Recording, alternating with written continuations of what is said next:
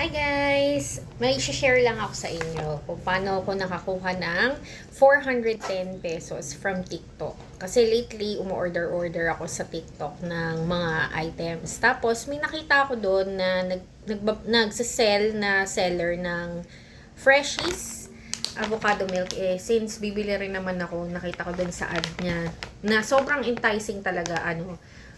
Pag bumili ka ng 5 na ganito na pouches ng Freshies avocado milk, magkakaroon ka ng isang bag, tapos meron pang isang tumbler. So, bumili ko nung isang beses. Tapos, bigla na lang, nung dumating, ang meron lang is yung 5 pouches nito. At saka yung bag. So, nagtaka ako kasi nakalagay naman dun is, magkakaroon ako ng tumbler and bag. Nung nag-inquire na ako dun kay seller, biglang sinisisi niya ako. Sabi niya, hindi niyo po kasi kami may message. Sabi niya, ano lang daw, mamimili lang daw ako. Sabi ko, hindi ko kailangan mamili. Sinend ko pa yung ad niya na nakalagay doon na magkakaroon ako ng tumbler and bag. Sinisisi niya ako kahit kitang-kita niya na yung ebidensya dun sa poster nila dun sa TikTok.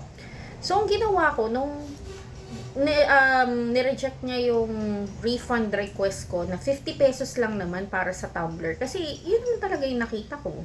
At saka, that time, hindi pa siya naka-sale nun. Hindi pa naka-promo to.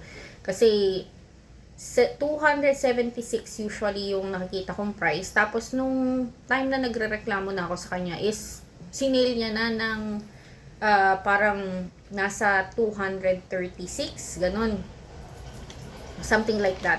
Tapos, dumiretso ako sa TikTok na customer service.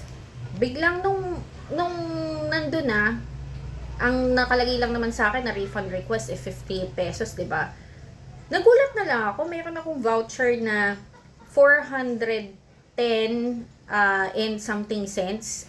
Tapos, nagkaroon pa ako ng refund na 50 pesos. So, yun lang naman. Naisip ko na meron talagang blessing in disguise pag merong nangyayari sa ating masama. Thank you!